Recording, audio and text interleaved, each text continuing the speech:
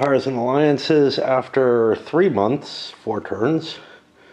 The Serbian Balkan front, the Austrians have mainly just destroyed the Serbs.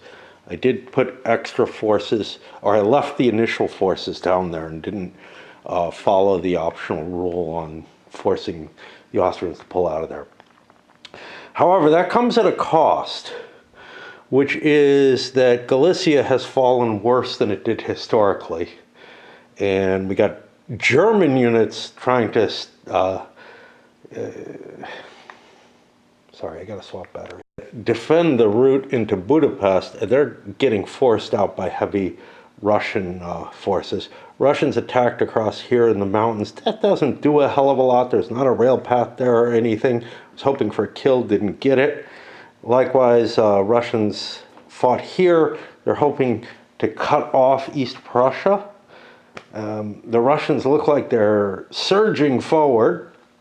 I did make a mistake where I didn't realize that the Germans got much production at all, which seemed incredible to me, but I eventually found where the mistake was, and I tried to correct it as much as I could. It may have had a little bit of impact in terms of a possible counterattack that maybe could have come out of it or whatever, but as things stand, you see the wonder of not being able to see whose units are whose because everything has same colored trench markers on top of it.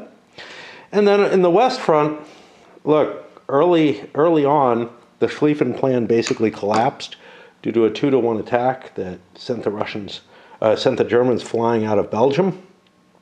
And the Western Allies are, advancing in the last turn, actually, slowly. It's not easy to get ground in this game, but it can happen due to really weird circumstances. It's not like, oh, look, something really odd happened. It's like, yeah, if you want to take chances on massive attacks at moderate odds, you might gain stuff, and you kind of need to, because it's hard to get attacks at better than that odds. But you also might well be flung back completely and lose an entire sector of the front all on one die roll. And it's not like it's particularly unlucky die roll. It's just that you've got to kind of fight to try to win the game. And every now and then the odds payoff is really terrible and not very historically believable. Much of this game feels that way. It's cumbersome. Mechanically, the system's cumbersome. It introduces a lot of things where you can put too much effort in and whatever. The component choices, not great. So far, this is perhaps the worst World War I game I've played. At the grand strategic level. I'm not sure. I don't want to compare it to Bloody April, man. But that's one where the focus is wrong. I don't feel, and the component, the way the components interact. Okay. Weird sort of itchy rash on my gut. I don't know where it came from the last couple of days. I think, I thought the pants I was wearing were irritating it, so I decided, well, I'll change. I don't know. Anyway. We got the possible entry of the Ottomans in Italy here. For the Ottomans, we need a 6 or more for them to enter. Each German or Austria-Hungarian major city controlled by an ally player. I think that actually comes to 1. Lemberg fell. So that's a -1.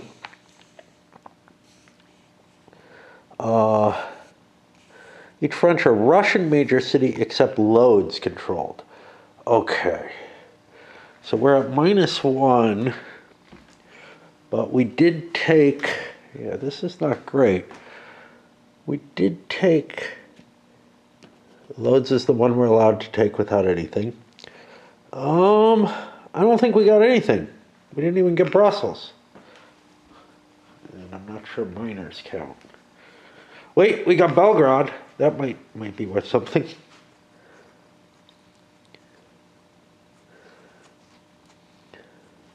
No, it says French or Russian. Okay. And Bulgaria has not joined. So we're straight up looking for a 6. Things aren't going well. The Turks are like, I don't know, man. But they say yes. So they're going to come in. And then we'll take a look at the Italians. Every 6 months, beginning in November, that's what we are, needs a 3 or less or a 14 or more.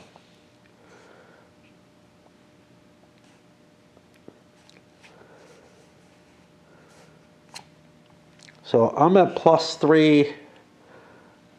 It can't go either way. And this is every 6 months. I don't know.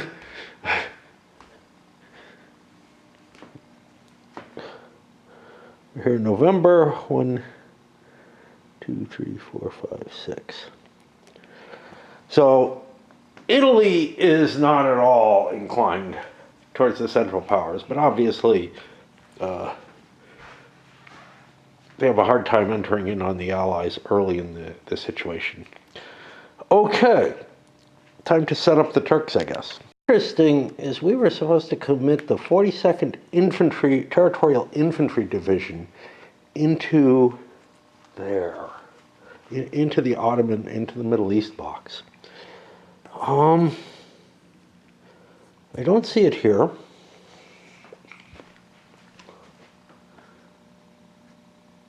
Here we have it, T-42, but it has been destroyed. We're gonna have to just say there was a fuck up probably. We're gonna do that every now and then. This showed up here, it doesn't say where. I think we were supposed to ship it down at that point. This is a pain in the ass, you know, honestly, trying to keep track of that. If it was supposed to go there, just shift it a couple of turns and force it to go in there or whatever.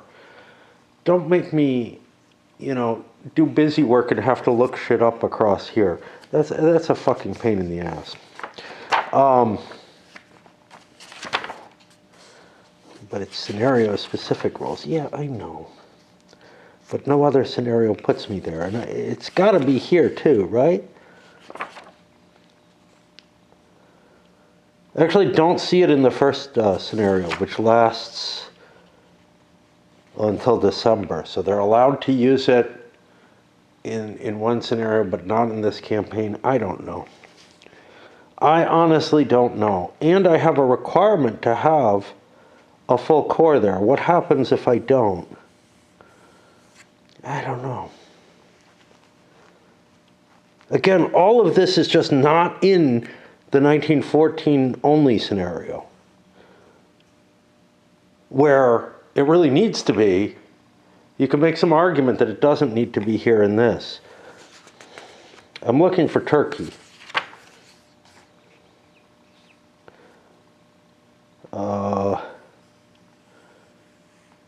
Yeah, this is the turn they historically entered. Really goofy.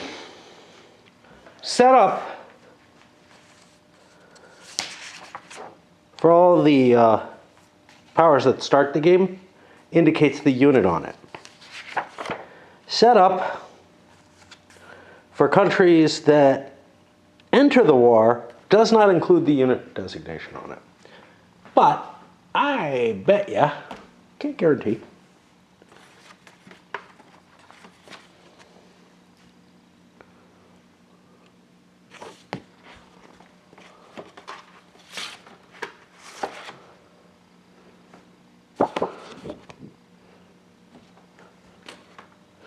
Look at the wall.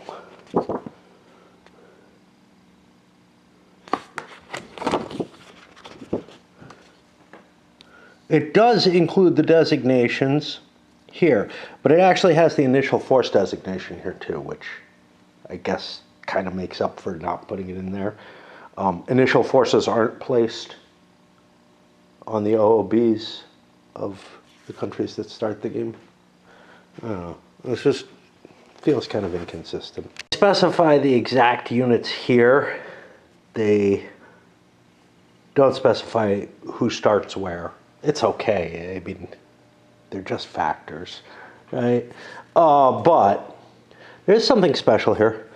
First of all, I get my artillery reinforcement points. This is weird. The month after you enter the war, which is this, we'll be getting some additional replacement points. But every April and October, that's this asterisk, you get that rail point if there's a rail link open to Budapest. Okay. I'm left with gosh, I don't know what's up with that, you know. Do I have a rail link open to Budapest right now because Romania and Bulgaria are both neutral? I sort of feel like yes, except for there's one major thing against it, which is here you get a field artillery the turn after a link is open between Budapest and Constantinople. That would be almost automatic. So I guess it means you have to have the rails allied, sorry. That's a big differential. Like, transshipping armaments is one thing. Allowing military units to pass through your territory is very clearly not an allowable thing. So, like, I could see that the resources would be able to get down there for Constantinople in order to be able to, you know, assemble an artillery force. I could see that being allowed through neutrals, although Romania feels a little more questionable than Bulgaria, who's already aligned a little closer to the Central Powers, although Romania could go pro-Central. But the other side of it, so very easily I could see the armaments being passed down. There's no way, I mean, there'd be no reason for the rule, which is my argument of why it works. But I could see non-allied countries allowing transshipment of armaments. That is often allowed. So I'm not sure what's happening. I'm not getting all the units. I'm supposed to have 4 353s and 8 243s. I have the 4 353s. They're in here. 1, 2, 3, 4, 5, 6, 7. Well, now I'm at 9, right? 1, 2, 3, 4, 5, 6, 7, 8, 9. I have an extra one of these. And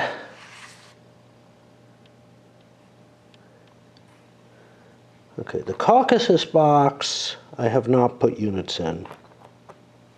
I'll put an effort in there. I have 1 extra unit by my count. 2, 3, 4, 5, 6, 7, 8, 9, 10, 11, 12. That adds up to the 8 and 4. I think I've got 13 units. And then here, I pulled those units out individually that come in later.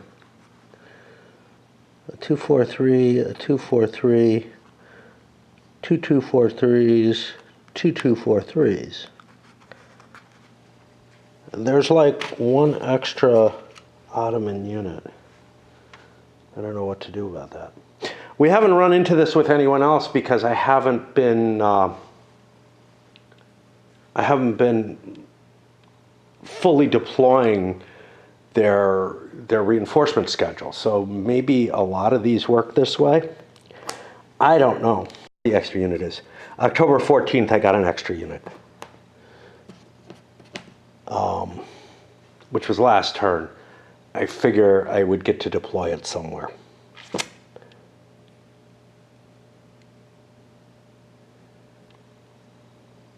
Let's put it in here.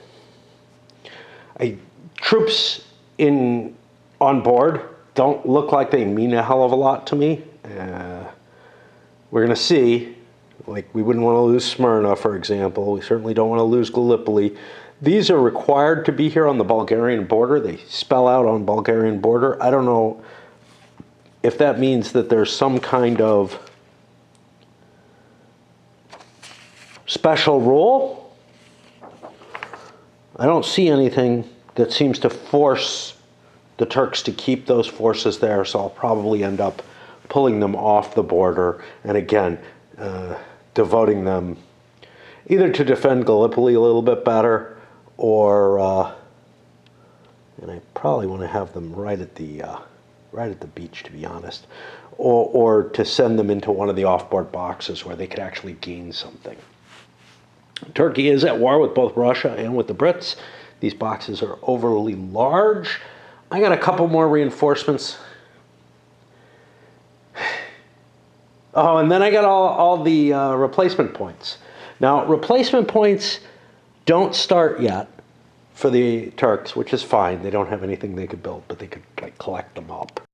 Last time I counted these, I was getting to like 29, where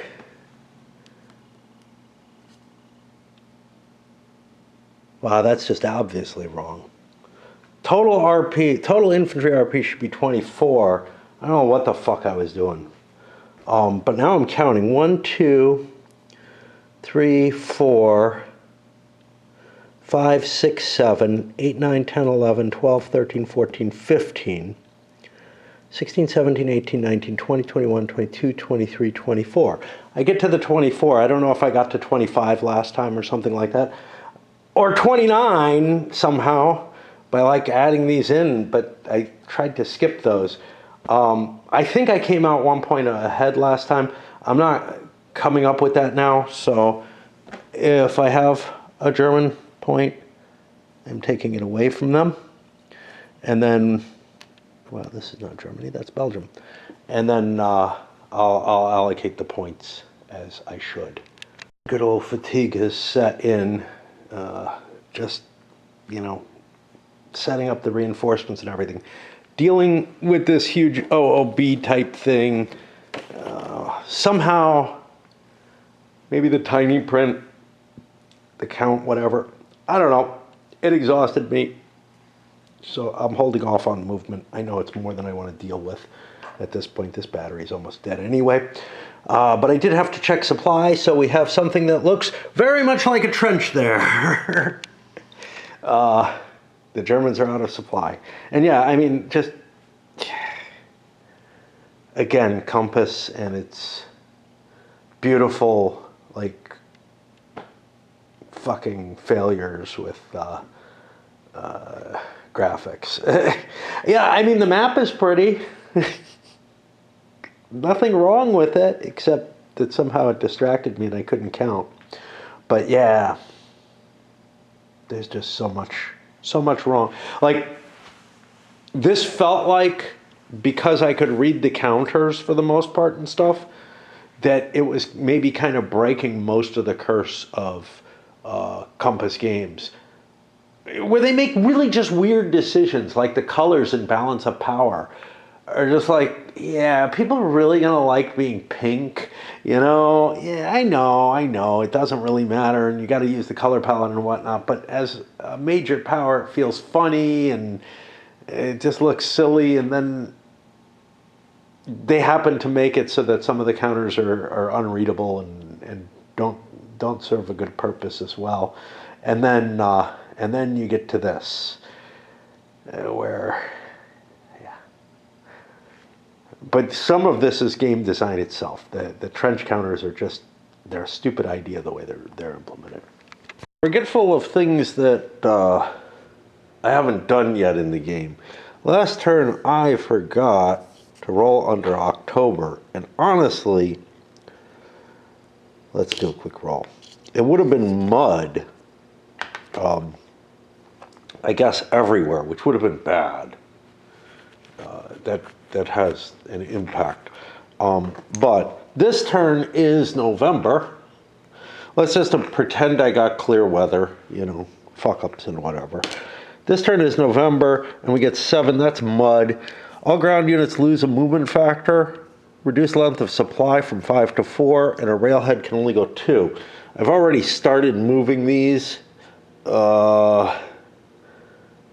I think I cheated in terms of movement points and whatnot. So I'll fix those Austrians and pull them back a little bit. The west front is solidly defined, every hex covered, etc. The east front has not achieved that at all. Now, in every other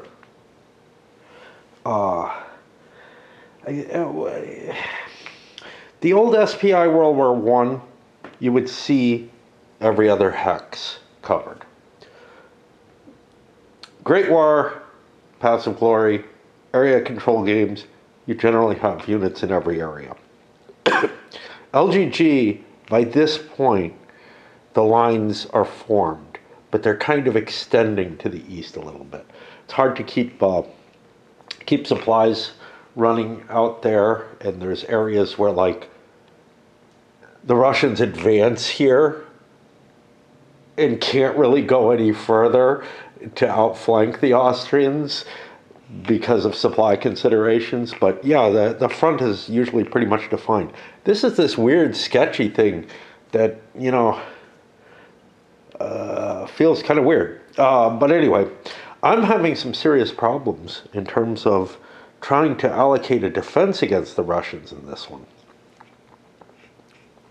The Germans have pulled out of this hex, and they'll be back in supply at the end of the turn. And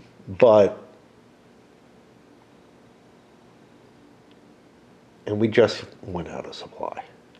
The Austrians, I think, are going to have to try to come up here, and that's going to mean railing their way forward. They only have 2 movement points from their regular units, so they're not actually going to be able to engage even. This unit pulled away. I don't know what else it could do. It could have gone into the clear. That doesn't seem terribly advantageous. Over here, the way this front is kind of buckling, I feel like I have to do something to maintain my supplies. It may be giving up this forest hex, but also shipping more troops in, which means less will be available over on the west front. I'm not expecting to make any major advances in the west front, though, so that might be okay. I don't want to lose the war, so I've got to consider my situation. Completely stymied in the west, I haven't gotten a single victory point there. In the east, so you start off with 1, 2, 3, 4, 5, 6, 7, 8, 9, 10 cities that are victory point cities. You need 13 to continue the game. Oh no, you need 13 to win. You need 8 to continue the game. Okay. I'm not expecting an automatic victory. So out of these 10, I've already lost 2. I lost Lemberg and Przemysl. And in terms of allied cities, I have gained Belgrade. So right now I'm at like 9. So I'm kind of teetering. I need to hold the line at this point, or I'm in trouble. I'm struggling on the west front. I've started some of my movement. I'm deciding on an attack here. Well, I guess I'll cover the east front in a moment. But I want to find my second siege gun. I don't know where the fuck it is. There's something kind of interesting. Trenches aren't affected by siege guns. Fortresses are. And that means I can take away the -2 defense that the heaviest fortresses have. And that's where you get kind of the bleeding of Verdun or whatever, is that it's not normal trench situation. It's someplace where you might not be able to get a retreat off of it. In fact, you can't force a retreat, but you could continually hit it at good odds, which you can't do against the trench lines. Now, remember, the Allies could decide to rip up the fortresses, but right now they're a -2 versus a -1. It's really an iffy thing. Yeah.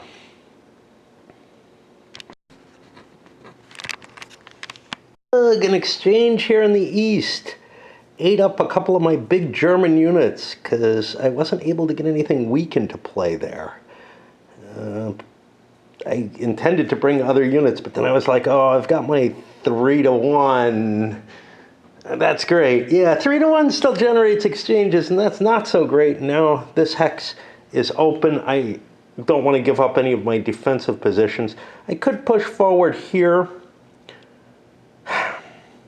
but I'd be awfully weak. So yeah, we're just going to hold there. Serbia's done. We killed one of the 2 Montenegrin units. I think Montenegro is going to fall back into their home territory. And, you know, the last town in Serbia is Skopje. That's going to fall. Serbia is just going to surrender. This is the only game I've seen that treats Montenegro separately. Which, I mean, they were separate countries, but they did operate very much in conjunction with one another. And, you know, I forgot about why I was attacked. So I couldn't get my siege guns down there in time. Epinal is what I was attacking. That was a fortress. I didn't think about it too much. It's a -2 fortress. I rolled horribly. I ended up taking a loss, an AX loss, which is just the attacker takes losses equal to the defender's strength. That cost me a couple decent-sized units and an artillery, and that's not a good result. I think we put it on hold there and try to figure out how to get rid of the demoralized markers. I know I've got them under that trench, but I know I've got them all over the place. Crap, we're getting counter spillage as we go, because this much pawing through the counters is going to do that. And they're big counters. They're modern, larger size counters. The hexes, I don't think, are particularly larger than the old hexes. That's fine when you're not this crowded. I think I'd like the somewhat smaller counters in this size hex. But yeah, you basically have to paw through everything in every stack to be sure that you've got the right stuff. You have to paw through everything in every stack during movement to figure out where your combats are going to be. During combat to count your odds. Not every stack, but anywhere where you might be interested in attacking. I just decided to blow everything else off except the one attack because that seems, it doesn't seem unreasonable, right? It's World War I, damn it. You have limited, you have offensives in one sector and that's it, for the most part. And then in the cleanup, when you're getting rid of the actual demoralized, you have to paw through everything. At least where it's crowded. Don't have to paw through everything here. I know none of these are demoralized, I can see why, if the original Guns of August was anything like this, and I think it was from what I've heard, I can see why it was poorly received. Oh, forgot a couple of things. I got action going on in those boxes. Let's see what that should do. Interestingly, I don't see much of anything in them. I'm not sure if you can fight in them or not. In which case, I wouldn't be shifting my forces there, right? Maybe I'm missing something, but we got a rule, la la la la la. I mean, notably, I don't think you can exit out of them and keep fighting. And the games which cover this territory do allow for that without there being boxes. Let's take a look. Offboard boxes. These 2 offboard boxes represents where forces of the Ottomans and Russians fought, where the Ottomans and British fought. Okay. Now, I think you can lose them because, let's keep looking. There's nothing I could find under combat for them. I assume there's movement. Maybe they're covered in movement. Maybe everything's covered in movement under them. didn't really think about them too much.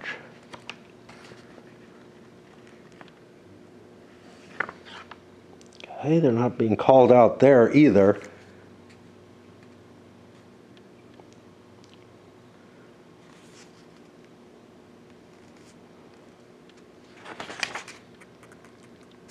I mean, they shouldn't be in C movement. Yeah.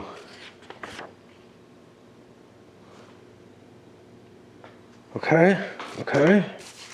Maybe they're here. Okay. Gosh. Maybe you just make up your own rules regarding them. The one thing that I have that I know is a clue towards these. Scenario 2.0. Caucasus box. The Russian Ottoman commit infantry. Not listed. The Central Powers can withdraw 1 corps after Russia. It's placed if Russia is conquered. The Ottoman must commit initial forces. The Ottoman must commit 1 infantry. They don't have to commit corps unless the number of British corps exceeds the Ottoman corps. Brits can rotate units as long as they have the minimum, which they haven't. I don't think you can fight in them. Fuck. Like, my assumption was that you could and that the Brits would pay a price for this. What I'm going to do, although I don't think they could get it there, I don't have the unit that they need there. It was this unit. Let's take this off the board. It's the same cost, whatever. I don't know. And move this into play because they have to have a core there. But there's no movement either, right? This is just so fucked up. Hold on. I can tell there's no combat in there.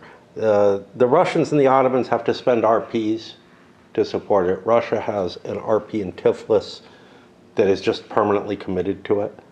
And you can withdraw units after a defeat by a power. So I did the swap that I expected for the Brits. I pulled the Ottomans down to the sort of the minimum forces that they have listed.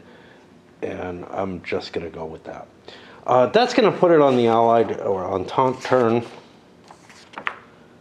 And I'm in no mood to face this anymore.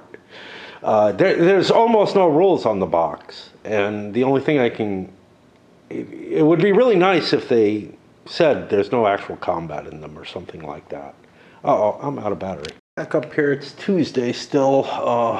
Got my garbage out, got the mail, and one of the 2 documents that I'm expecting showed up. Conceivably, I could go out tomorrow and get it notarized and sent off, and it's probably the more important of the 2. The other, but then I'd have to go twice. The other doesn't require notarization, though. All right, so let's get on with the Allied turn here. Soldier on, as it were. You could say, hey, this total infantry RPs equals 24 should have been obvious to you. And maybe it should have, except there's also this maximum accumulated, which is on every single one. So I just kind of probably glossed over it. Given that everybody else's replacement rate is spelled out by city, it is really annoying. That's all I have to say. Those extensive OOBs and whatnot that are on charts, it'd be helpful to have some kind of note on the northern route. Again, picture, there was room for more notes. A note about when you can get the northern route and southern route, rather than having to look it up every time. It would be very, very helpful if the requirements, granted it's scenario-based, but the only scenario where you're using that whole chart is the big one. If there are requirements. So the Brits have a whole list of requirements, some of which they have to ship into the Middle East box. There's no note on those saying this unit must be shipped that turn. It's actually highlighted here. And then the Ottomans and the Russians, let's see, the Ottomans have to put 2 infantry corps in September 1916, and the Russians have to, they don't have to throw anything in.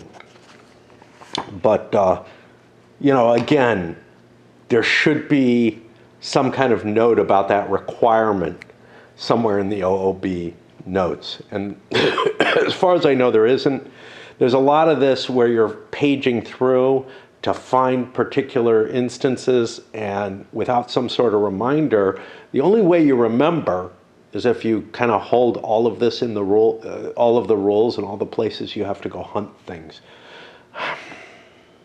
And, you know, the game just doesn't support the amount of chrome that it has in these prerequisites that you have. Anyway, I think we're going to pause here on the Allied movement phase because I'm running low on tea, and, you know, I could get started, but it doesn't really make sense to only partially do things. All right, back up to do the Allied movement now. Serbs, they're technically out of supply. They moved and will be back in supply. They're not going to launch any attacks, so I took the marker off because... and the Russians are pushing here into the Hungarian plain to try to destroy these Germans. I've got a pretty good attack on them, like 3-1. They're not entrenched or anything. That should be fun. But before I got any further, I started considering this, and yeah, there's a fort there. There shouldn't be one of these. It's just, it's so easy to fuck shit up like that when you're pawing through so many stacks to figure out what you got. You know, I looked and I'm like, oh, I want to defend the city. Yeah, that's a fort underneath. And here in the east, further, we're pushing forward all along the front. Not really anything that we can get our grip on. And then here in East Prussia, where I was hoping to get an attack on this, yeah, the odds aren't very good. The odds aren't very good on this. They're like 2-1s. This one would only be at -1, but still, it's just not something you want to do. But I am putting further pressure on. It's not looking like the lines that I'm used to in a World War I game. Usually, things are very chaotic right here, is the real issue. So, like, there's a danger of the Germans breaking out, maybe coming around here, but they just don't have the troops to focus in there. One of the things with most of the World War I games is you have some extra troops in reserve that you can, you know, push little spurs into enemy territory and whatnot. The Russians are managing to do that, but it's sort of half-assed. They're having to give up territory, etc. The low movement points because of the mud, even rail movement isn't getting me particularly in place. But I do have one good attack. Over to the west. Kind of ugly. I want to manipulate things, I think, to give the Brits more territory. But in order to do that, I'm going to have to pull units out of trenches, and then the Brits will not be entrenched. It's such a weird game.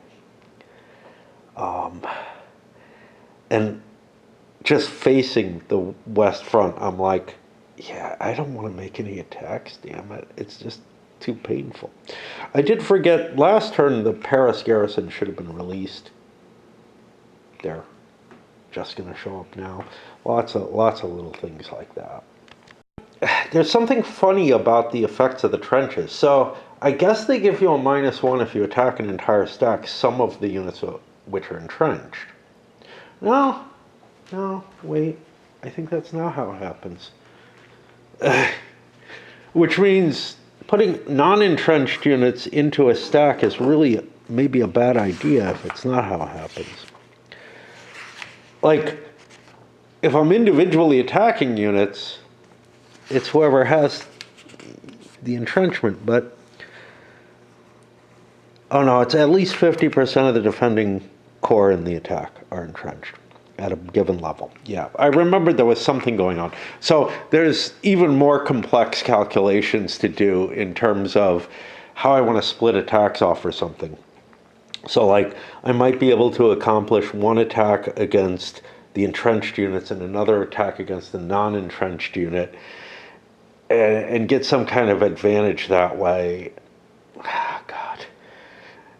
Like, all I want to do is throw my hands up in the air and say, this is really not playable. I mean, there's interesting shit going on in the East where, but where the trench warfare really hasn't settled in. The Russians are still like, yeah, let's keep pushing, and just continually, moving their forces forward. But and the Germans, the Germans and Austrians are not really entrenched for the most part either. But the West Front is just like, God damn, I don't want to do this shit. I really don't want to do this. So I'm looking for, where can I find a single place where I can attack, which is very realistic, but the amount of effort that I have to put in it is also kind of realistic in the sense that, like, people would be spending days and days studying, the deployments and whatnot, and trying to figure out where to launch that offensive, and all that. And I'm playing a game. I'm not willing to spend, anywhere near that kind of proportional effort in calculating out my different odds options to delay having to do so. I mentioned First World War and that I don't really remember it too much, except the map, which was in like 4 different, like, it doesn't connect. It's in little different pieces that you fight on in different theaters. I rated it as highly as I rated. As somebody made a mention that they'd like me to go back to it and see if I liked it as much as I said I did. I read my notes on it. I actually have a really long entry in BGG on it. I have on this too. I don't on World War One, which I probably should, but I rated it as highly as I did World War One, and the notes that I have on it, I'm looking at it and I'm like, wow, that sounds like a fun game. I wish I could remember it, but somebody was suggesting I replay it because, they see maybe a couple of flaws with it or something, or things that surprise them that I like it, that it's so light and whatnot. Yeah, I like my light games that do it right. Like Age of Napoleon, I think does it right. It's lighter than any other grand strategic Napoleonic Wars game I have. It also rates rather high. It doesn't get it wrong. Some light games just get it wrong. Some don't give me enough of the story. I felt like from rereading my notes that First World War did a great job. It definitely was better than Paths of Glory, the racier design. Like, I was afraid of buying it because it was racier, who I am not thrilled with. I don't know why I'm over here. I'm just trying to avoid. But yeah, I mean, out of everything that I've played on World War One, this is the one I like the least. Der Weltkrieg, yeah, it was okay. It was an operational game. It felt like it did it well enough. My only gripe about it was that it handled all the it didn't feel like the way that you manipulated your units. You had to go through a lot of work stacking and unstacking stuff and moving stuff around. That felt like a lot of busy work to optimize your defensive line and your offensive odds and whatnot. And it could have been made much easier by just giving you strength point counters, like Civil War does or whatever. So this game, the designer of this is apparently the same designer as War for the Union. I don't know why I picked that up. I think I had heard something interesting about it.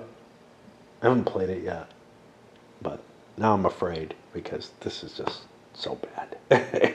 This is the worst World War One game I've ever played, like for the strategic side. And it's in competition with Bloody April. Yeah, for at least for Bloody April, I can say something positive for it. It is the best game of its type that I'm aware of, which is, as far as I can tell, watching planes approach to where they want to conduct their missions.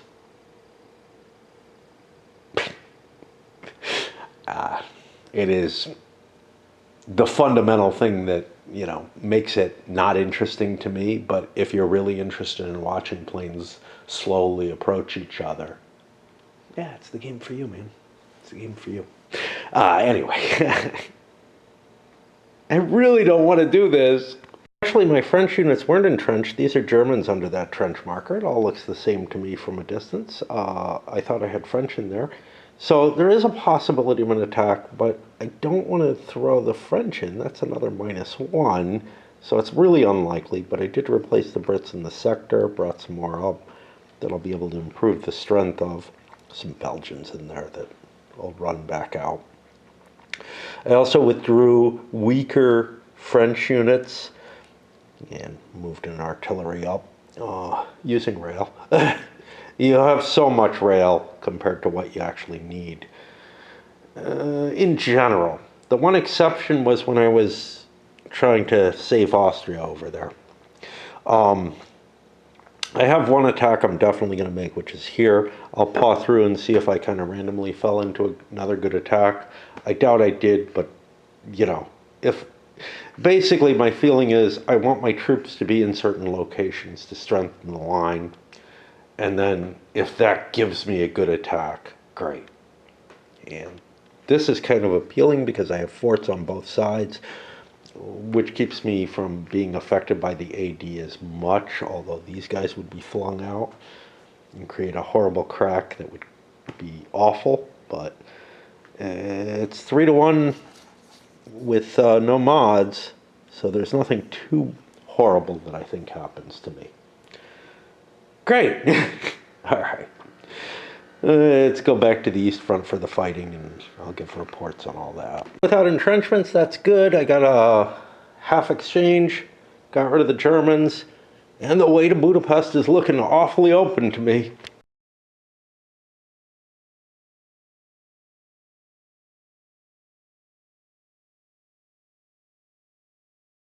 Miscalculated. I did not get enough strength here that I thought I had. Well, among other things, these guys have a trench that I wasn't counting on, but also, I don't know what I was thinking. I thought those were guys who advanced or something and were not in great shape. They are fine. There's 19 strength points there. That means I would need 57. I'm not even at 50.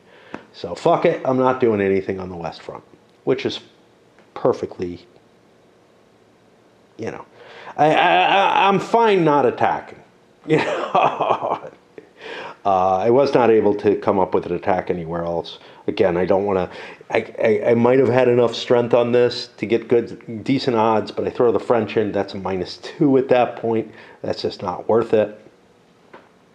We could have entrenched the French here, but we moved them out instead and let the Brits take more, a somewhat larger sector.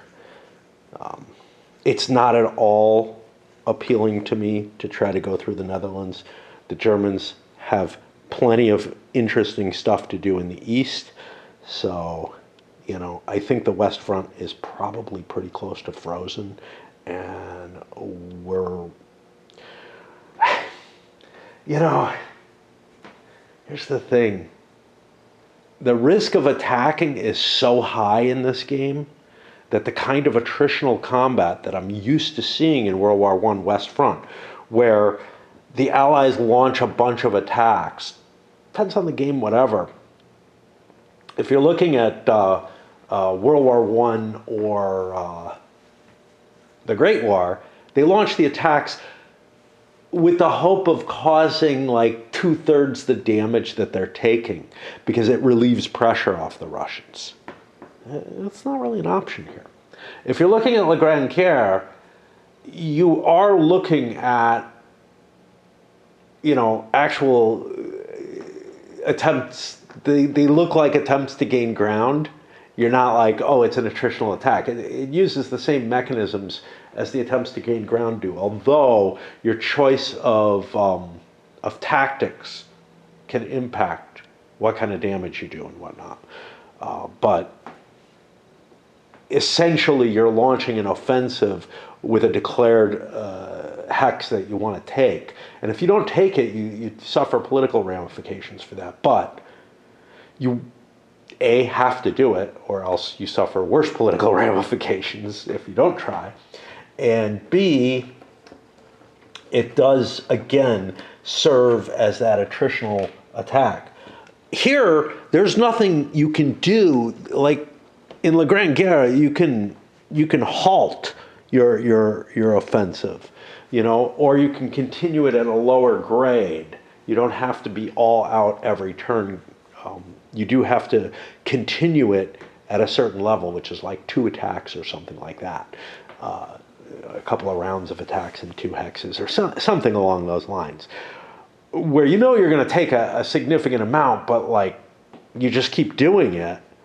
And the effect again is that, hey, am I causing some proportion of the damage I'm taking? But here, the danger is that you can't do an attritional attack. Any attack you make has some chance of you just losing a ton of ground. And it's like, fuck it, I can't afford that. Especially with the Russians doing well enough on their own, I don't feel like I have to take pressure off of them particularly. Yeah, I think we're done with this turn. It's going to put us into December, and I hope I remember to roll the weather because that's getting to nastier weather. All right, time for me to find something else to do for a while. Okay, we got some weather here. Mud in the west still, but snow in the east. Now, snow in the east means have the ground unit movement factor. Rounding up, might not be a difference. Reduce rail movement from 30 to 24. Length of supply lines goes down to 3 hexes.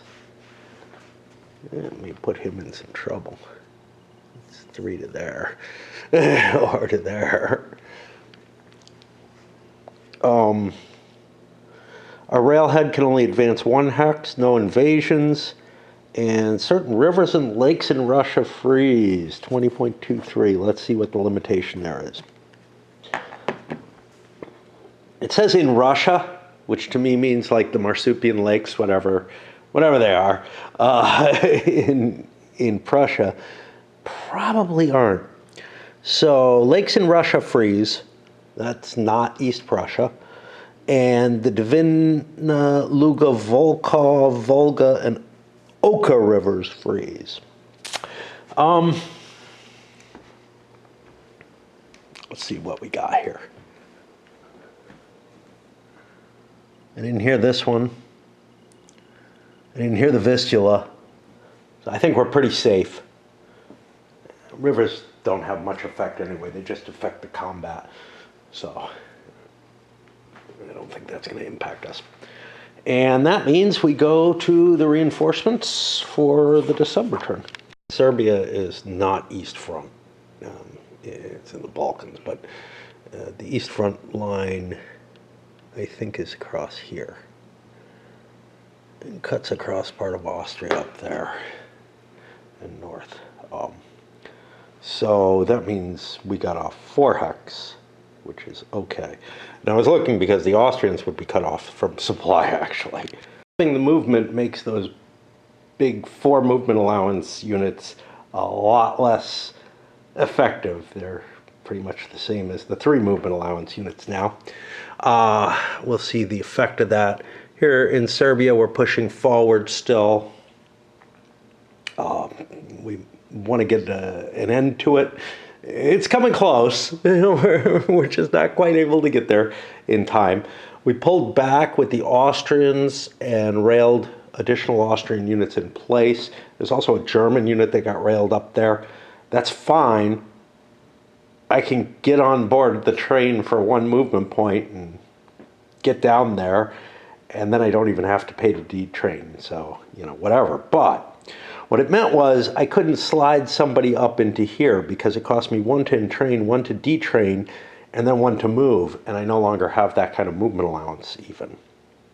So I had to pull somebody out of Königsberg, and I feel fairly safe that the Russians aren't going to be able to take it, but yeah, that's kind of a prize sitting there, and we've got enough force to attack this at like 3-1, which seems of some value. Otherwise, up here, these guys had to move across, and so I railed some more Germans up into Poland to, do what they can do. I just need this constant flow to the East Front. I'm less worried about the West Front. I did throw an artillery into play there. It's not going to be able, it'll be able to rail someplace and get into the line even. I'm not really counting on an attack here, but we'll see what I can find. This unit can entrench. I don't think that moved. Wouldn't have been able to get somebody else there anyway. I think everything else moved into place. It's really tricky to remember, at this kind of step who can entrench, who can't, and then you've got these like guys who are sitting on forts who are like, oh, do I have to worry about that? No, but it's easy to make errors because of it. Nothing on the West Front except shifting things, most especially the siege artillery to threaten a fort. Over in Serbia, we wiped out the last of the Montenegrins, but we still have to capture territory. We got one attack here, and we got an optimal result at DD. Okay, DE would be just as good, so 9 or 10 would be good, but 7 and 8 is great too, because we've cut their retreat route off. And they actually don't have somebody they can retreat through, so they don't even get RPs back. So this stack, basically a Russian army, is destroyed. I exposed my flank in a way that I could get cut off from supply, and this was just a huge mistake. We may see actually essentially 2 Russian armies destroyed if we're not careful. Now they do have a capability to squeeze their way out a little bit, but the battle for East Prussia is done as far as I'm concerned, unless these guys can get some kind of lucky shot in or something and really throw everything into chaos. That's going to put us then on the Allied turn, and I'm going to break for a bit there because, yeah, it's just,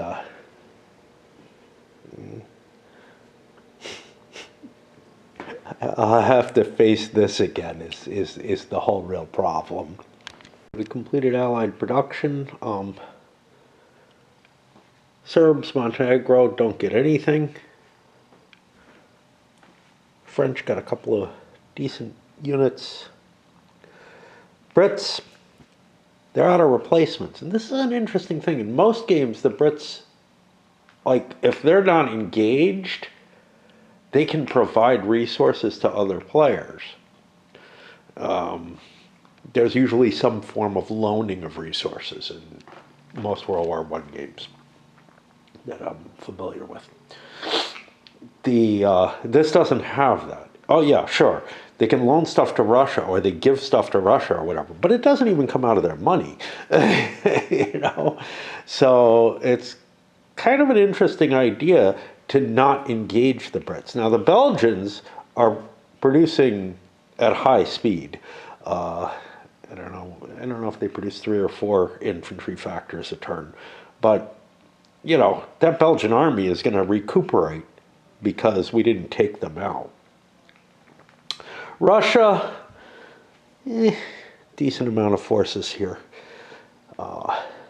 And we got a couple of guys who are unsupplied there, nothing else anywhere else. It is of interest,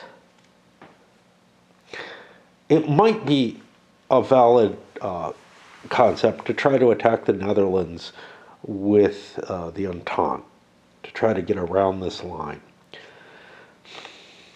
I'm not sure. Again, for the same reason as last turn, I didn't want to do it. Opening that front up might end up causing me more problems than goods, right? It's not like I've got, the Germans actually have more units kind of in reserve, but if I can't force something to happen on the West Front where I'm causing losses to Germany, things are going to go badly for the Russians, I think. So I've got to think real hard about whether or not to attack. I should look at what the Dutch have. They have 4 infantry. They're not going to add a hell of a lot.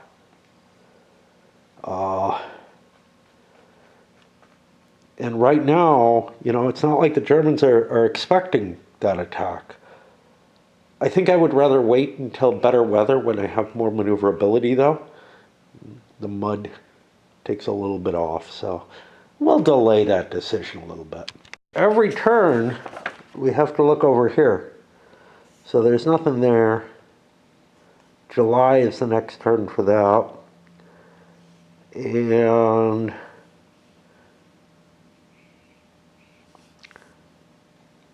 the Russians, I don't think I ever have to put more troops into the Caucasus. The East Front, we push forward. This is a little dangerous, but there aren't really that, I'm not facing that many troops.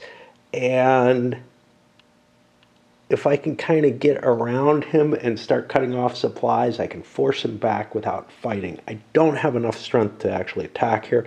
I don't think I have enough to attack here either. I railed up to here, covering the gap as much as I can. And then these guys withdrawing back, they're now in supply.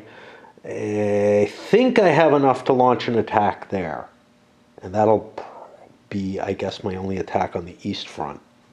And then we go to the mess. West Front, I couldn't find anything that was worth attacking. I have moved some French units beyond the British zone. The British zone is going to be this. The French zone, a new French zone happens here. That's legitimate. The British zone just has to be its own thing. I don't know how well this will work, but I'm setting myself up for a threat on the Netherlands if the Germans, the Germans can't just ignore that, so they may have to spread their force up. Had I attacked this turn, it might be something of a surprise, but I really wasn't prepared for it, but now I'm prepared. If the Germans don't react, it's going to be problematic. We got lots and lots of these entrenchments stuck under and all over the place where they belong. As best as I can cope with it. I could not find any attacks I wanted to make. I could find some 2-to-1s, but, you know, the danger of a 2-to-1 is just too great. Even anchored, so like there's places where I'm anchored. Here there are forts that I'm anchored on, but I couldn't get a 2-to-1 from there. I don't know whose that is. I think that must be German. This attack would be anchored in 2 places, but I could conceivably give the Germans an advantage if these guys are flung out, and it just didn't seem worth it. But what that means, again, is there's no attritional combat, right? Because it's just too dangerous to launch attacks. Yeah, I don't know. All right, let's see if we can get any attacks from the Russians. Net 1 success, a DD in the woods here, which throws only the top units demoralized or whatever, but that gets us a better formation here. Still a gap. Still this, you know. There's some places for the Germans to try to get a grip on this formation. And this is the thing. As long as you don't have a solid wall like this, there are going to be places where the battles can still happen. But once you get a solid heavy wall that there's no weaknesses on, it's just kind of out of reach. Combat just becomes gone. I don't think, since I haven't been fighting, I don't think there are any demoralized over here. I don't, the Russians don't have any. Over here, not worth it. Over here, not worth it. Actually, we probably want to push against this, not this. This is too tough. It's a fort in a city, that's -2. With the fort advantages, we were able to get away with the attacks here because we were able to threaten the supply lines. And that is the end of the year, which puts us into 1915 over here. What I'm going to do is I'm going to set up all the reinforcements there. A little fucked up here, I'm noticing on the Russians, special reinforcements. On the turn after Warsaw is first controlled by the Central Powers player. Yeah, like I'll remember this. The next 3 scheduled 353 Infantry Corps reinforcements arrive without any RP cost. Reinforcements don't have a cost. What I think that means, though, is that when you add reinforcement 353s, which you're going to get, basically, I think, at some point, all of them start becoming that way. Instead of them going into the replacement pool, you're going to get the first 3 for free. But you can't just take replacements for it. It has to be things that come off the reinforcement chart. It's the only way I can make sense out of it. I don't know, how I'm going to track that and everything. But, all right, we got the troops out. Now the next thing is to look at the variable entry rules. Ottomans are already in. Italy's already on the track. Bulgaria shows up in April. I have not put that on the board, I think. Well, has a check there. Romania does not. Greece does not. Wow. The US also shows up in April, and I definitely don't have that on there yet. Now it's fairly Wednesday. My sleeping schedule's gotten so fucked up, and I have to do something tomorrow.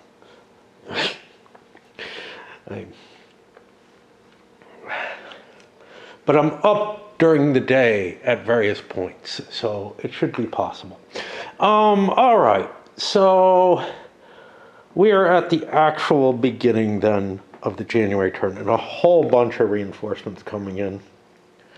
We got to deal with the German ones, well, the Central Powers, and then, well, we'll continue on as we have been. So, when I'm really tired, which I was when I was setting these things up, I am not as good as I might be. I apparently forgot to deal with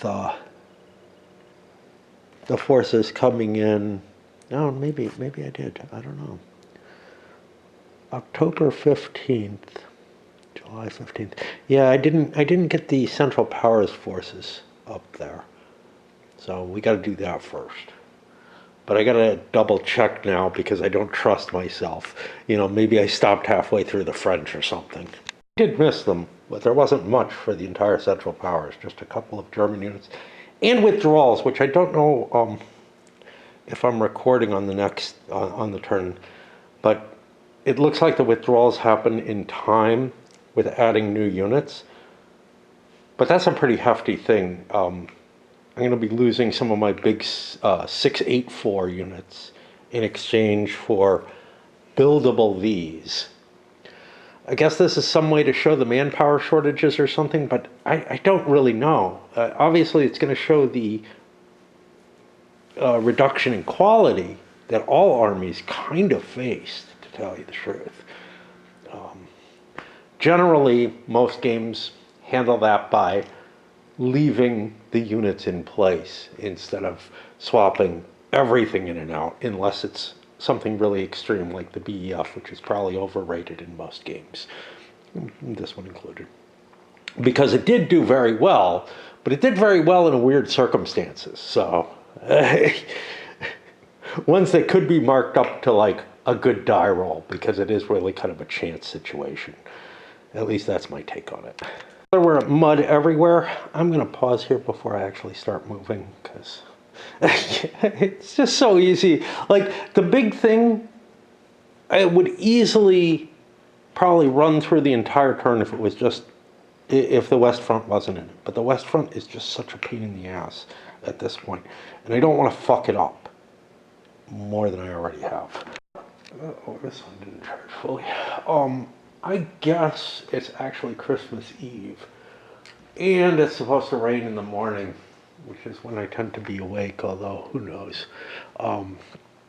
I think it's pretty unlikely that I go out and get my stuff done, but I have everything I need to deal with stuff. I mean, and I have several months. It's just, I really, should do it within the next week or so. Yeah. All right, let's get to moving. I completed the conquest of Serbia. Now I have to actually take and garrison their cities.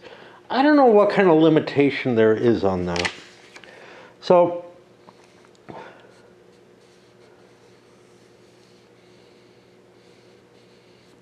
I guess I lose an RP if I don't garrison, so it's worth this guy using a rail move to get up to Belgrade. Even though, I would much rather rail somewhere else. Maybe I'll swap something else in if I have something small.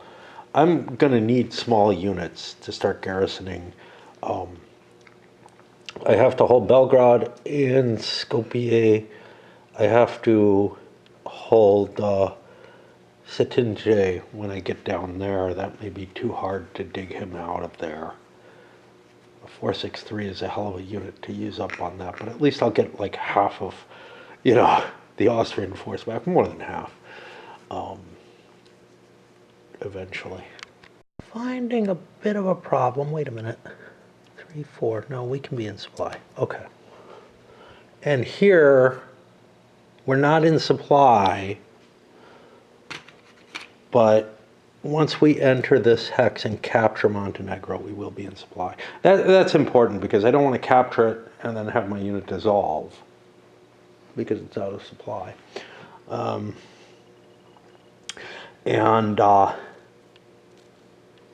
So otherwise, we've positioned ourselves in Serbia to garrison it. We're taking Montenegro out. I don't know how worthwhile that is, but it feels like it will be an annoyance to have their troops coming out every now and then. Over here on the east front, we're set up for a big attack here, solidifying our lines here, setting up, entrenching here, and setting up over there on the rail to prevent the Russians from being able to slip through as easily. They still might be able to arrange themselves some kind of attack, but they weren't able to attack this before. I don't see where, with me being entrenched, that they're going to be willing to do it later. We are setting up an attack on Toul, and Nancy. And that puts us in a position where our siege engines can go against Verdun as well. It's not a great attack. We may be taking a risk here, but I feel like I want to try to break that west front and not just count on being able to knock the Russians out. But this is the kind of problem that the Central Powers actually really did get themselves into. Conducting offensive operations on the west front when they should just be focusing entirely on the east. But it's less apparent in this game that that's the wiser move, because it's units you lose. You're not losing general resources. Yeah, your replacement points, are your resources, but It's it definitely feels different to me, and it feels like it encourages behavior that is more historical in this particular aspect, rather than my sort of fixed nature of fight in the East only, defend in the West after Schlieffen gets to whatever it gets to. Maybe I'd be okay with that if I had gotten some more territory here, but I know that I need to break through on the French, even to like kind of continue. Yes, I didn't recount specifically, but I know that the Germans had enough, that the Central Powers had enough cities that they made the 1914 barrier. But there's another one, I don't know, 15 or 16 coming up. That's going to be more difficult to reach. So I actually really do need to take something. Back up here was absolutely successful. We destroyed the Russian army, whatever was there, and we're able to advance. Got some units left back here in entrenchment. Would have rather had them over here, but I'm not sure why that's not entrenched. That thing did not move. And we'll be able to clean that up at the end of the battle as well. Fucking, these look so much like those. It's just like this. Unless this is a fort. No. The fort's over here. Okay. On the West Front, Verdun was a complex attack. Or not Verdun, Toul. Toul. We had like 69 strength points to, shit, I don't know, 24, which couldn't quite get us to the 3-1, which meant one of the attacks I made it 3-1 with the 2 siege artillery involved, so they canceled out the fortress. But the other one had to go at 2-1 with the -2. Now the 2-1 at -2 got me an attacker exchange, so I actually lost 10 strength points, actually 11, of German units, but I was able to kill about an equivalent 2 French units. And I'm trimming the French line, so they're going to have to pump more troops in there. It is very much like the actual Verdun situation here. It's not what I want. I want a breakthrough, but maybe I'd get lucky or something and take it. Plus, if I'm thinning out the Allied line, I might find opportunities somewhere else where I can hit. Verdun was not a possibility with only 2 hexes hitting it, but this with 3, even though it was a slightly stronger thing, it felt worth trying for, especially since I put some effort in and was like, okay. Nowhere else did I throw troops in. I did garrison along the Dutch border in case the French get uppity about that, but this draining makes that less likely and more likely that I'm going to pull those French out of there. Might even open this up to a possible German attack through the Netherlands, but again, it's iffy for both players. There has to be a strong reason to make that breach. I think I took care of my only disorders. One of the things that helped me was Metz is a fortress, so that provided me with something that I could throw points in, that if I got a DD, I wouldn't lose my whole line. And then, also having part of the other forces. So I was like, yeah, nothing's too bad. Well, an exchange is pretty bad in this case because I ended up losing about as much as the French did. But again, there was a chance I could take something and not much chance that I would lose everything automatically. At the very least, at the worst, it would have been, I would have opened up something that the French could attack. That's going to put me to the Allied player segment. I'm feeling really hungry. Breaks, rainy and gray. I slept a little bit, I've been weird kind of sleep where I sleep a couple hours and then I stay awake for a while and I sleep a few more hours, whatever. Okay. Unfortunately, the Montenegrins had a replacement point coming.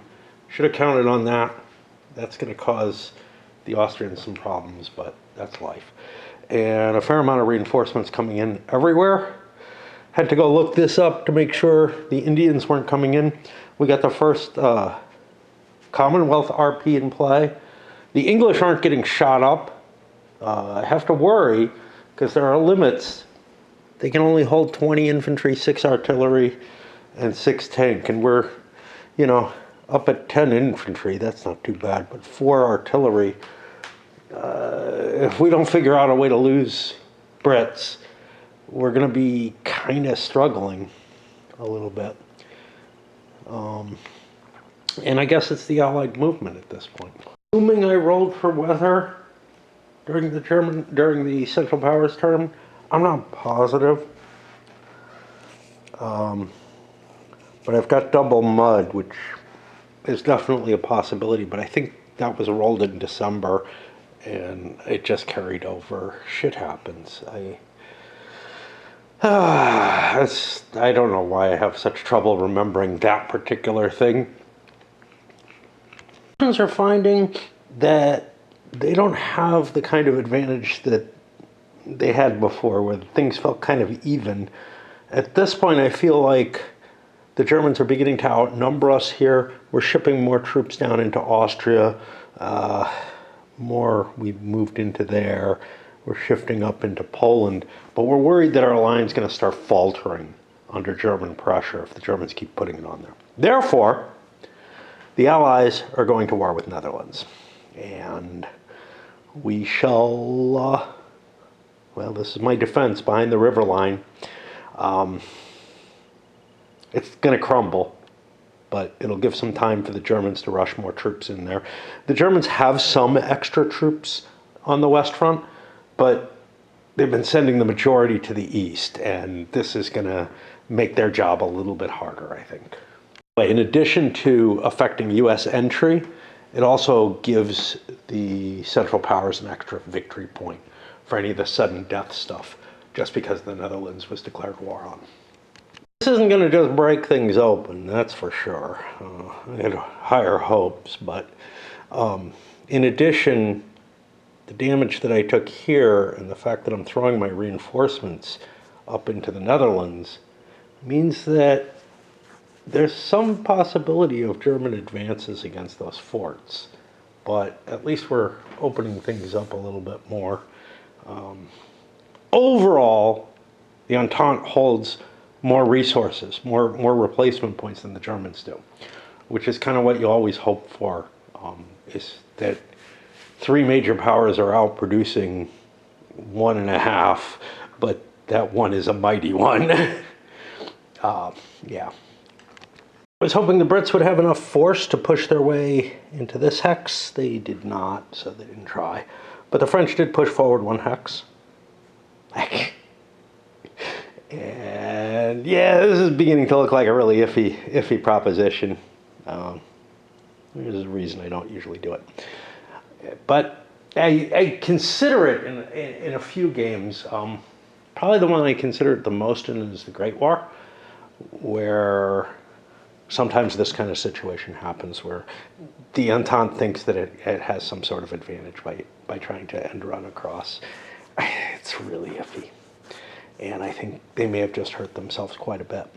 And you can see the wonderful outline where you can only see trenches and you have no idea who's under them, like which country, which side. You can kind of glance, but you know, it's pretty fucking ridiculous. All right, well, that will get us into the February turn. I don't know how much more I'm going to do today. Well, today is a weird concept, right? Before my next little sleep, I feel awake, but it's like, I don't know. I know I haven't had much sleep, but if it's like the last couple days, I'll be up until noon or maybe 2 before I go back to sleep again. Here it is, dark and no longer raining, at least on Christmas Eve. I managed to roll the weather this time, snow. It's funny. I moved up here, kind of happy with the idea of seeing snow again.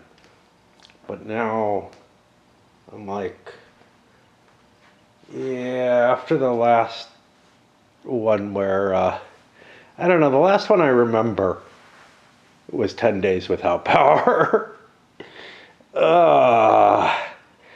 It may have snowed a little bit, but last year, but no. And I also found a sign that like one of my trees is infected, and that's not good. I don't know what to do about it. Anyway, we rolled that. We'll take a look at the replacement points coming in. There's no reinforcements for the Germans here.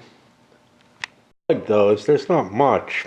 And in particular, you know, like I haven't been taking losses on Austrian artillery, so they're up against their maximum and can't get more. I've been kind of lax about this.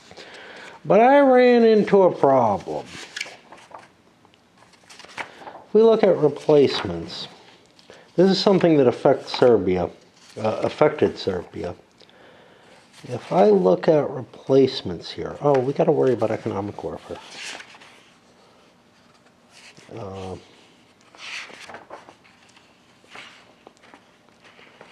The blockade is in place. That's going to hurt Germany by 1. And submarine warfare is in place. That's going to hurt England by 1.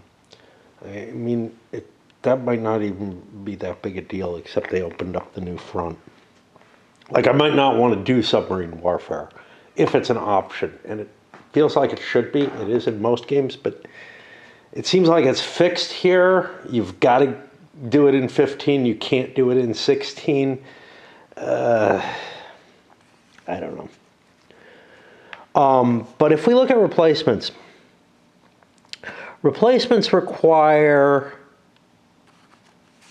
let's see, equal to the total produced by controlled and supplied replacement cities. Now, to have a full supply source, and this is the thing, if it's a limited supply source, all replacement cities that are controlled would be in supply. So it's got to be full supply source. A full supply source is a network of 3 or more major cities in your home country or an ally. I guess this could include exterior stuff. This is important because in the case of the Netherlands, they only have 2 cities. Let's say major or minor cities, or just major cities? 3 or more major cities, yeah. So what that means is that Serbia is never in supply unless the Allies give them a supply source through Salonika, because they only have 1 major city. I mean, conceivably, they could maybe end up getting supply running through Bulgaria and Romania. You know, I don't know. But Serbia historically kept their army in the field. They were producing replacements. We had an early destruction of Serbia because I put a lot of force in them. It feels like the Serbian army is going to fall apart kind of no matter what. Even if they held Belgrade, which I don't know if it can be done in this game. And it does allow for an ally to help supply you. So Rotterdam, Amsterdam, Bremen is a connection that's allowed. Oh, by the way, this rail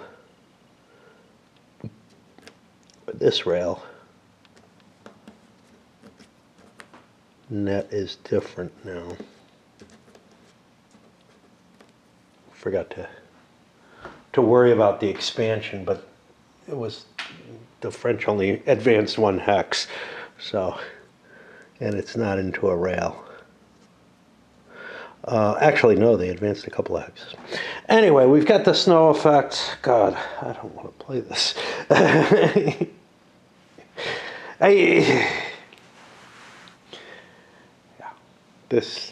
this is the worst of the World War I strategic stuff that I've seen.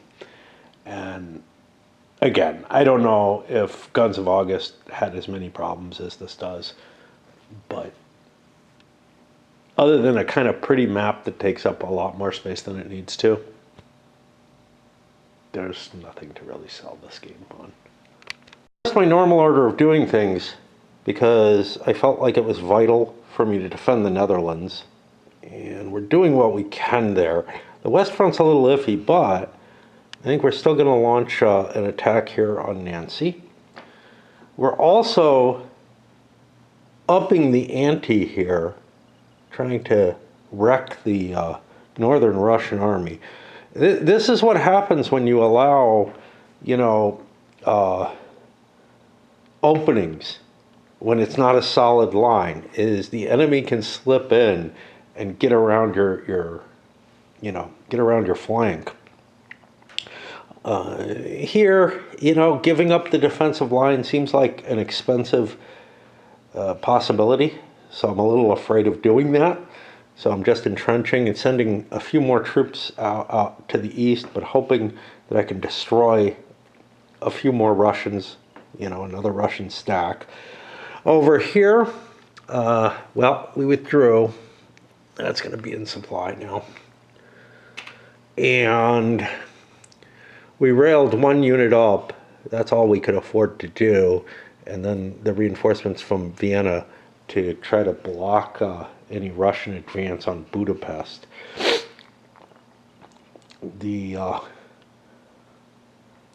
Yeah, so we got a couple of attacks coming. Really harsh because of the halved movement allowances, which means even those 4-point units, they can't rail an attack, you know, or anything like that. So it's a painful situation for them. To rearrange my attack on the East Front, I had a little less odds than I thought I did. I really should do an entire front all the way through, but the biggie is Nancy fell. The French attacks that they had made weakened them enough that I could get decent odds on them, and stripping the fortress with the siege guns was an effective option. And now we're beginning to put enough pressure that maybe Verdun is next. I complain about the game a lot. One thing it gets right is just the way the force pools and the way things align. When you get to this kind of entrenched position, especially with the entrenchments in place, with the -1 and whatnot, you're in a place where you really can't afford to attack all along the line or in a lot of different places. You can gather your forces, and that means stripping them from elsewhere, making potential weakness to hit like 1 hex. And that is right, but that's not hard to accomplish. I think a lot of games manage that. The Germans were also successful here. Again, both the attacks were HXs though, so they weren't taken without cost. It's just anything that's getting you advances and causing about the same damage, because a regular exchange is not very good, because you're taking like 50% more damage, because that's what the defense factors are kind of rated at. But an HX is pretty decent, because you're taking then like 75% of the enemy's losses and gaining a hex. Other results, and we're on the 3-1, 4-1 for these two attacks. Obviously DE is fine, DD is okay. Yeah, it flings the enemy back, but won't work in the forts, and doesn't cause any losses. NDs are okay, I guess. But yeah, the results are kind of random and interspaced randomly, and they might have different values at different times. You know, an AD might not be a big deal in the East Front necessarily. Losing ground, especially early on, losing some ground might not be a huge thing. Although it could be. It could involve causing a surrender. Anyway, we're going to break because I can handle a player turn, you know, which means I've advanced a little bit from where I was. I'm not just moving one front and then saying, yeah, that's good enough. Discovered I've been screwing something up. No big surprise there. The reinforcements replacements.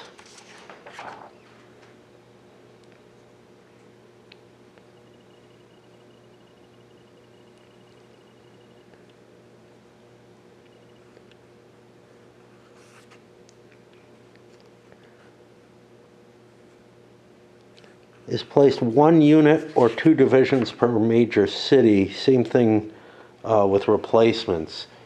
That's what I thought there was something that said that the capital and that major cities could hold more. I don't know where I got that from.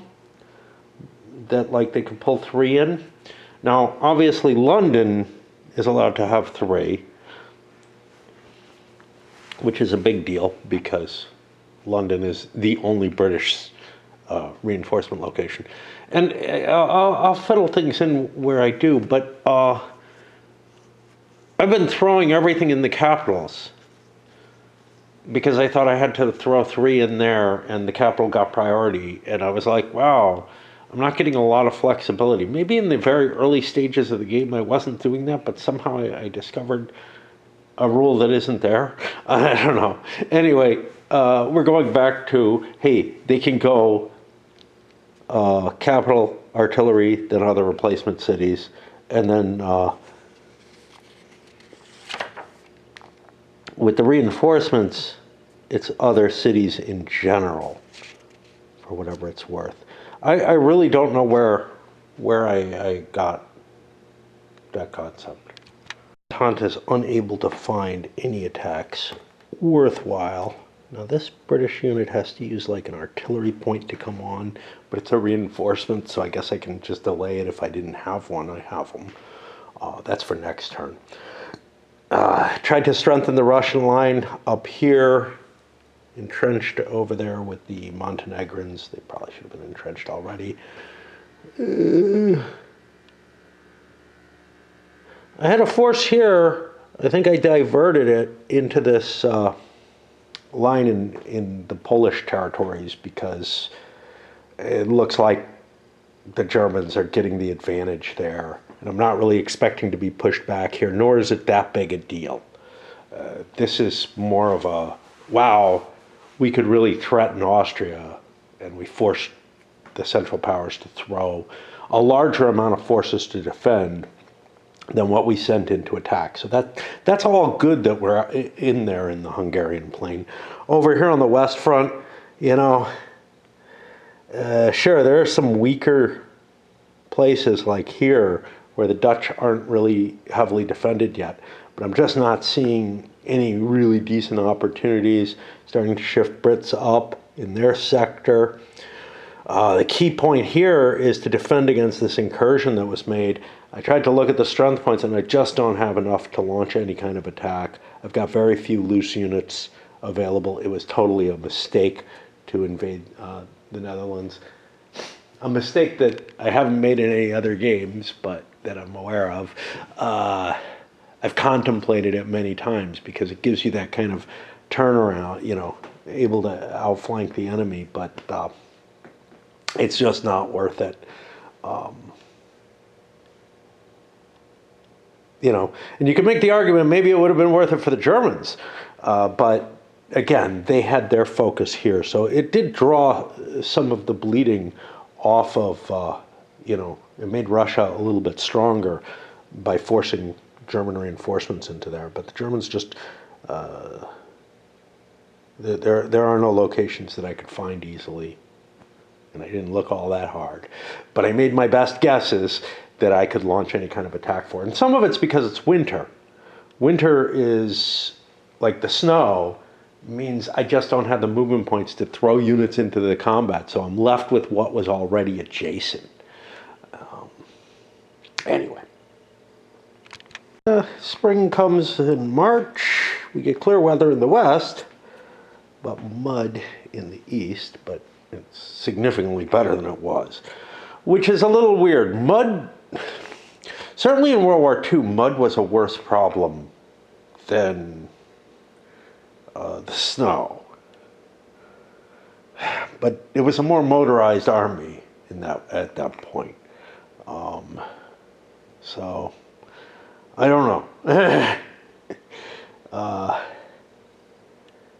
mean, I would assume even horse-drawn stuff, sleds and stuff would be more useful for the movement of supplies and everything than trying to get wheeled stuff through the mud. Ours is inexorably committing everything they possibly can to the east. Here, again, this attack is going to happen. I don't know if I was able to get one there. I think I've got one against there, which will collapse this and, you know, force the Russians back. But this is not a natural line that they're at right now. They're just pushed far forward. Here, I'm not able to get one. Over in Montenegro, I'm leaving a unit there. I had to shift and rail my cav, which has enough movement to make it into a combat up here to get the odds that I wanted. If I screwed up, that's going to be bad, but it means I'm using a regular infantry unit there in Belgrade. And I've actually shifted like crappier infantry into the line than stuff that I'm using as reserves. I actually had enough points. I could replace these. Let's get that as a replacement. This didn't have to be the way it is. Over on the west front, I think I've got an attack against Verdun. Again, after I do the movement, I have to recheck it. I'm filling in where I can. You can see, though, the German line is pretty thin. There's no backup or anything, no reserves left. But if a bad turn happens, my production is enough to, you know, throw everything in to try to hold the fort, as it were. I believe very strongly in attacking in the east and not attacking in the west, but with the siege artillery, Verdun is just too easy a target to go for. Now, again, the French could give that up, and then it wouldn't be a target anymore. They're successful in the east. The attack here, absolutely so. That's going to force the Russians back, like I said, probably to this river line. That'll allow these guys to fall back, all kind of stuff, and I'll have a more solid line, a shorter one.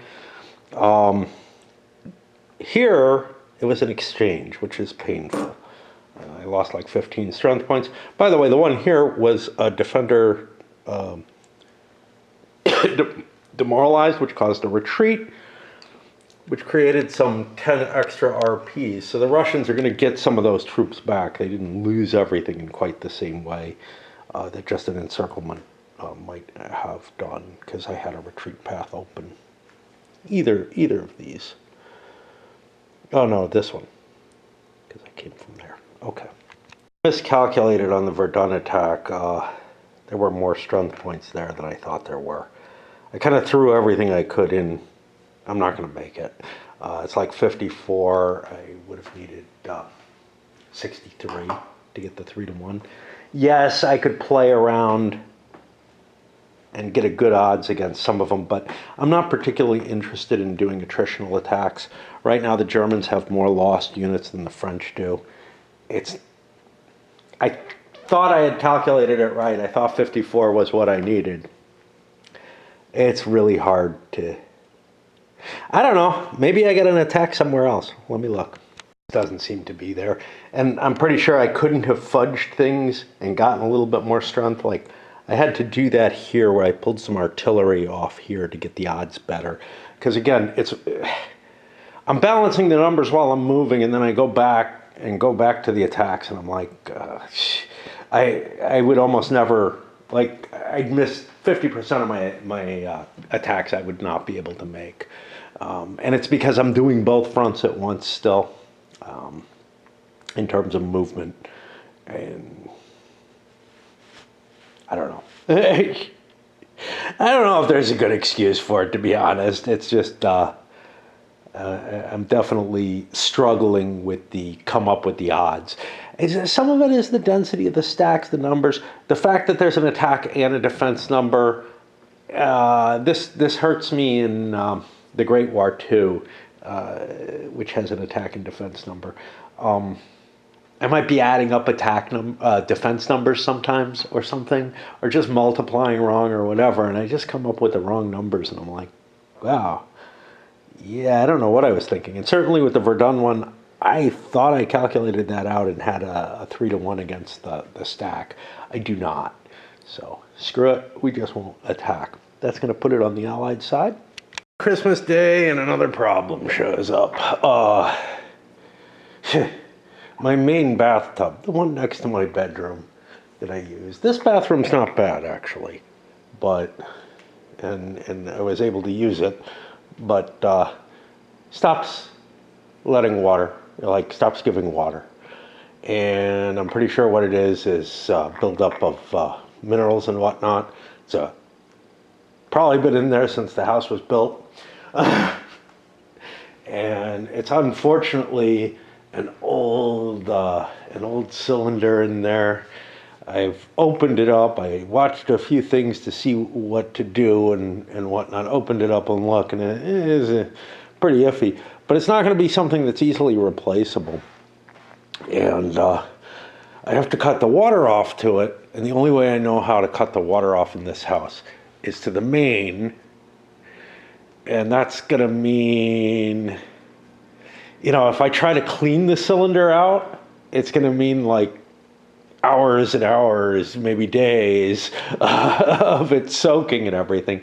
And I don't even know if there's a way to cap things off so that I can have water in the rest of the house. Because right now I'm fine, sort of. Except I got to climb the stairs, to take my shits and whatnot. Anyway, here we are in the Allied turn. Let's get their. They don't have much in reinforcements. I think they got one British unit. This is a little different than anything else. They have to spend, I believe, an artillery replacement to get it on the board. Something has changed. Warsaw is now cut off and no longer produces. Right? Oh, wait. Is there a railway going there? Oh, no, there is a railway going there. Never mind. I get a slightly bigger unit. This spreading out of units, me missing that, not that big a deal. The biggest deal is in hassle, in terms of I have my units spread out more. The rail movement is high enough in general that I can shift things around, within most of the territory. Certainly France is fine.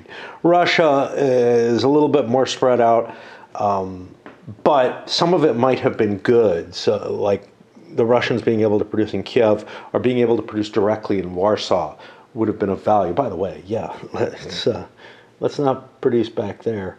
Let's actually drop this one in Warsaw because I'm allowed to overstack. Somewhere that I don't know where I got that idea of the 3. It had to do maybe with stacking, but let me see. Maximum of 1 replacement may be placed at each. That's very clear. And then they say they can overstack. That wasn't what would hit me.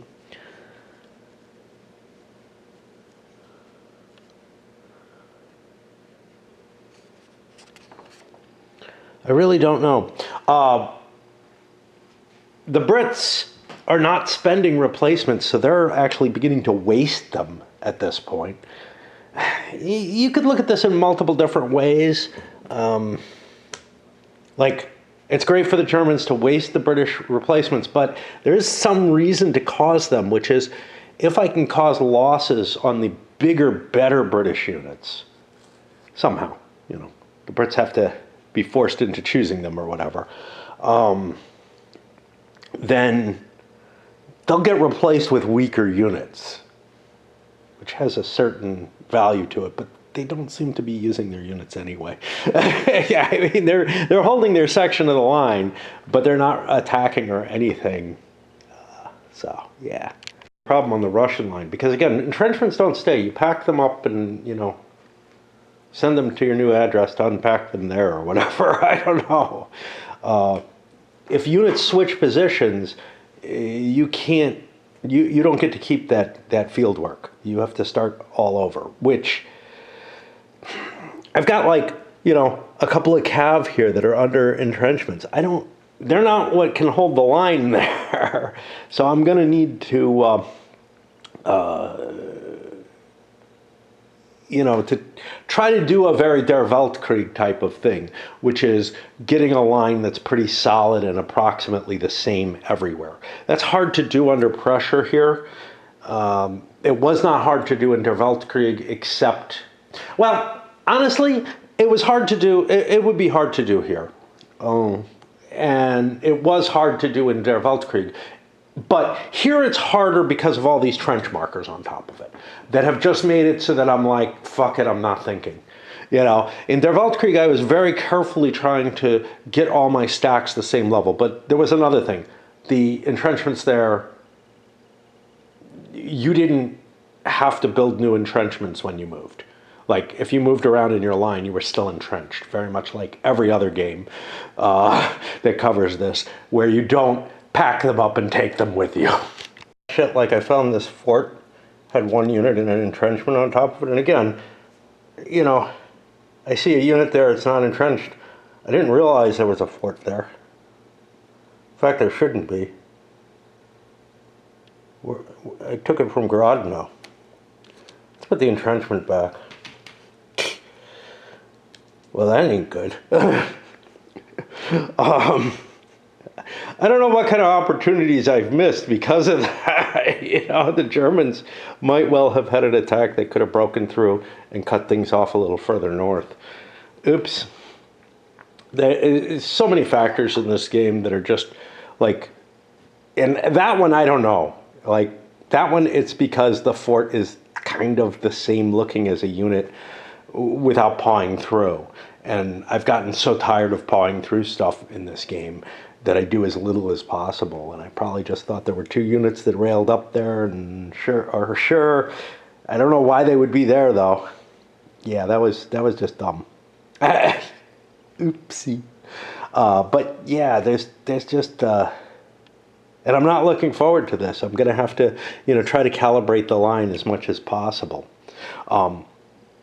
The fact that you have to that you get a bonus from being entrenched and that moving units around doesn't give you as much of an advantage means that you don't want to do it as much. So I'm not really seeing it on the West Front, but that can generate opportunities that in something like Der Weltkrieg, where I said, yeah, the units shouldn't have that. Here it actually makes sense that you have different strength units in a lot of ways. Because you're not really able to shift them around quite as easily. But now I feel like I absolutely have to try to figure out just what kind of line I can build here. And it almost has to be solid or else things will ooze through it. What I got on the East Front, first of all, well, okay. Last of all, almost, I pulled a unit back out of here because I don't think this is tenable. I'm getting outnumbered and outflanked. And the problem is I can form up real nice along the rail line pretty easily. It's going to be harder to kind of join things up in some defensive mountain terrain that I would really rather be in. Entrenched in the mountains is very, very powerful because you have their attack and you start subtracting from them. Entrenched in the woods is also powerful because you subtract twice. What the hell does marsh do?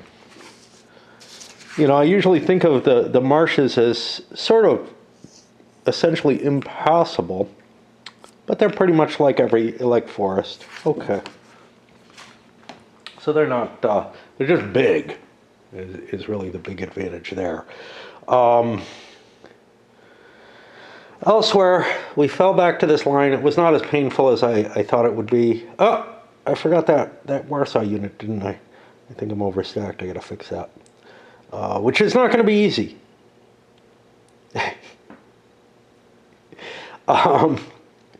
But the tail here, I wasn't able to link up because I didn't have enough movement. And so, you know, again, I can defend along the rail line. Once the weather gets better, it becomes easier to pull back and stuff. Any kind of movement in this bad weather is kind of shitty. Oh, I don't know. Instead of all these rail markers, which I really don't believe do anything, they're useless as far as I could tell to be used. Like, they just don't tell you the information you need. And I'm using one to mark an attack. I mean, I'm just using them as chips. When I feel like I'm going to use a decent number of rail moves, I'm like, okay. So like when I retreat these, that's going to probably eat up a lot of rail. I only have 9 Russian rail. And that's pretty much what's there, which means that my replacement points don't come forward as quickly. In which case, maybe I just fall back a hex each turn. Which, you know, well, I did it here, and I was kind of exposed, although I could actually fall back more than 1 hex. Maybe I go back and revisit that and try to fall back better, because to deploy in the mountains is going to be expensive movement-wise. And I was looking at just doing it with rail, but that's going to have a cost in terms of forces that I could have just flung up and, you know, held that rail line anyway. But here, as I figure something out, I've got a good attack here now on Antwerp. I'm going to make it. It's like 30 to 6. Ooh, that's not as good as I wanted. What do I need here? I need 36 to 6. I could get to 35 pretty easily. 36 is hard. But I might be able to do it because I have some new units. Okay, I gotta rejuggle that. Problem is, 30 to 6 gets me 15 to 6, which is 3 too short.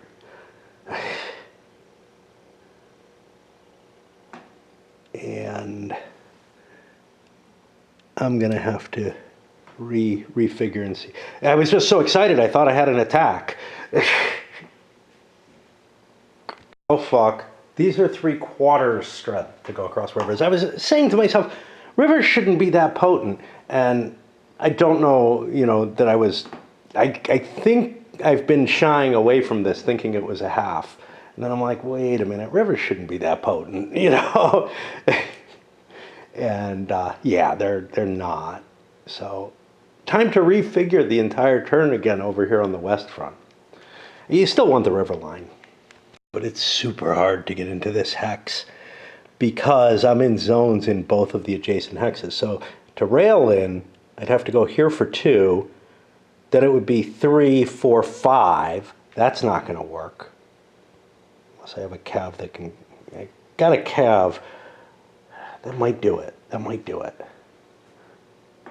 Option I'm going to take, although I do have another option. There's a 5-point infantry here that I could push over and be on top and then move somebody in there who's not entrenched because I took them with me. Complex advantage to that, it's working out to be some sort of weird daisy chain going on here. But if I depopulate this hex, I can move Brits into it. This is kind of a weak hex. I can do a second offensive or a second attack up here and then really kind of gain some serious ground on the Germans in the Netherlands. Try to make that into not such a mistake.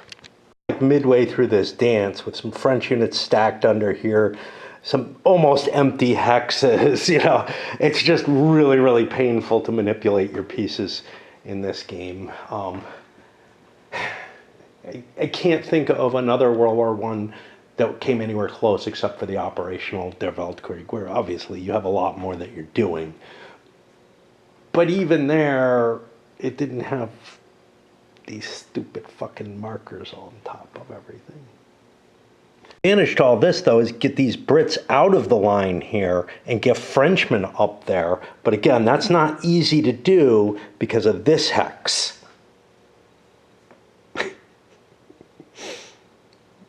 Doing factor counting with the French as I'm putting them in. Before I take the other units out, like, these are going to go there anyway, but I don't know where the other units can go until I get all the French moved. Although I'm getting 2 attacks, I think, out of it, I feel this was impossible. There's like 20 strength points of Germans in here, which isn't hard to get. 2 of their heavy infantry and an artillery piece. That means I need a 60. French stacks are pretty much at best at 15 each. So you need like 4 hexes to attack. In general, a decently stacked German thing. So the Germans, here's something that's ugly. Allied offensives are impossible, like largely. Because a reasonable, I don't know. But like by the calculation I just did, a reasonable German force will hold the hex, it will preclude you from being willing to take a chance on those DDs happening because you're just going to give up tons of ground on them. And that's just a problem with the system. Now, the one thing this does do is sort of through an emergent property as opposed to mechanisms to specifically and maybe accurately like firepower, like resource limitations and whatnot, limit the amount of attacks that you make. But you're being limited by the countermix, etc. It's an emergent property, and I don't believe it's actually one that's correct. If you had enough resources to launch, and there's no resource cost to launching attacks here, to launch offensives all along the front, you would. And that's the problem with the games that just have a resource point casualty system, like World War I and the Great War. Because anywhere you can get an even reasonable manpower value of attacks. Now there, the property is you don't have enough troops to do it like here, but anywhere you can get a reasonable odds that's good for you on the front that you want to commit to attrition, you just do. Because you're draining the enemy, maybe not as badly as you're draining yourself, but he's not attacking you on that front. So, you know, you're trying to take pressure off the enemy. And that means that each player has a front that they want to hit kind of as hard as possible and hope that they get a better balance of costs or something like that. But I also see similar kinds of things happening in Le Grand Guerre and Balance of Power. Anyway, I think I have some attacks just in the west. Okay. Juggling, and I think I made a math mistake. I can't attack Rotterdam, I think. I don't know. I give up.